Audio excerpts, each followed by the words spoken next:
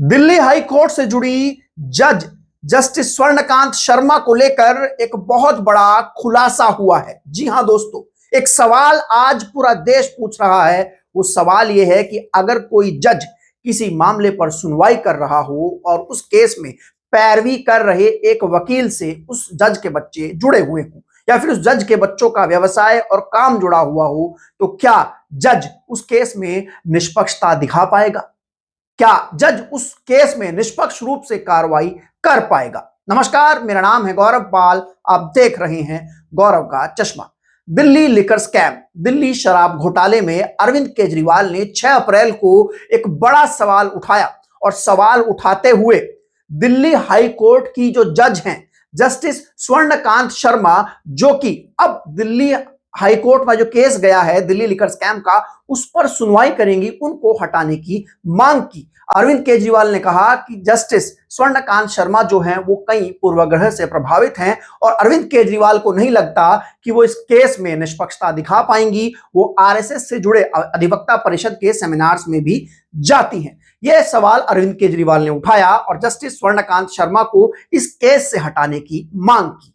आज जर्नलिस्ट सौरभ दास ने जस्टिस स्वर्णकांत शर्मा की पूरी कुंडली खोलकर रख दी और इस पूरे मामले पे एक बहुत बड़ा खुलासा किया। इंडिपेंडेंट जर्नलिस्ट सौरभ दास ने बताया कि जस्टिस स्वर्णकांत शर्मा के जो बच्चे हैं, बेटा और बेटी हैं, ईशान और शांभवी, वो भारत सरकार की ओर से पैनल जो बैठता है वकीलों का, जिन्हें भारत सरकार केस देती है लड़ने के लिए, उस पैनल में है। और 2023 में रिकॉर्ड जस्टिस स्वर्णकांत शर्मा के बेटे ईशान को 2487 केस मिले हैं, एक ईडी के भी वकील से ज्यादा। और इसमें बड़ी बात यह है, जो बात क्रांति कुमार कहते हैं कि सॉलिसिटर जनरल तुषार मेहता, जो कि दिल्ली शराब घोटाला केस में भारत सरकार की ओर से अरविंद केजरीवाल के खिलाफ केस लड़ रहे हैं, वही सॉलिसिटर जनरल तुषार मेहता तय करते हैं कि ईशान और शांभवी को कितने केस मिलेंगे और ईशान और शांभवी जो हैं वो उन्हीं के अधीन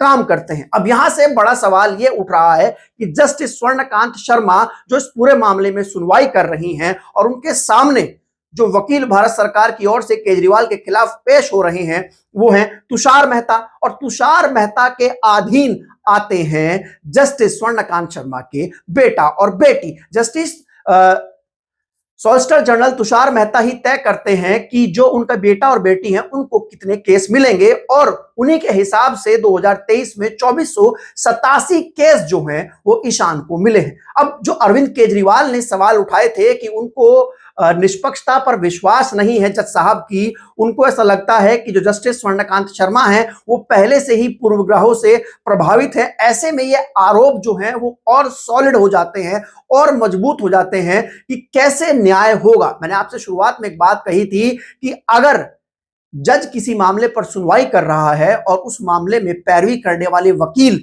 एक वकील से जज के बच्चों का व्यवसाय जुड़ा है, तो क्या केस निष्पक्ष रूप से चल पाएगा? क्या सुनवाई निष्पक्ष रूप से हो पाएगी? वही मामला इसमें सामने आ रहा है। आपको बता दें कि अरविंद केजरीवाल को दिल्ली के रॉयल्स एवेन्यू कोर्ट से शराब घोटाले में बरी कर दिया गया था सबूतों के अभाव पर, जिसके बाद सीबीआई इस पूरे मामले को लेकर दिल्ली हाई कोर्ट पहुंची थी, जहां पर जस्टिस स्वर्णकांत शर्मा को यह केस अलॉट हुआ और उसके बाद अरविंद केजरीवाल ने सवाल उठाए और आज जर्नलिस्ट सौरभ दास ने इस मामले पर एक बहुत बड़ा खुलासा किया और बताया कैसे कि भारत सरकार की ओर से जो वकीलों का पैनल बनाया जाता है उसमें ईशान और शांभवी हैं, और उस पैनल में सॉलिसिटर जनरल तुषार मेहता तय करते हैं कि किसको कितने केस दिए जाएंगे। और एक तरीके से देखा जाए तो उस पैनल के जितने भी वकील हैं वो सॉलिसिटर जनरल तुषार मेहता के अधीन काम करते हैं। अब बड़ा सवाल यह है कि क्या तुषार मेहता के खिलाफ जस्टिस स्वर्णकांत शर्मा कोई फैसला दे देंगी? क्या निष्पक्ष कार्रवाई हो जाएगी? ये सवाल अरविंद केजरीवाल भी पूछ रहे हैं,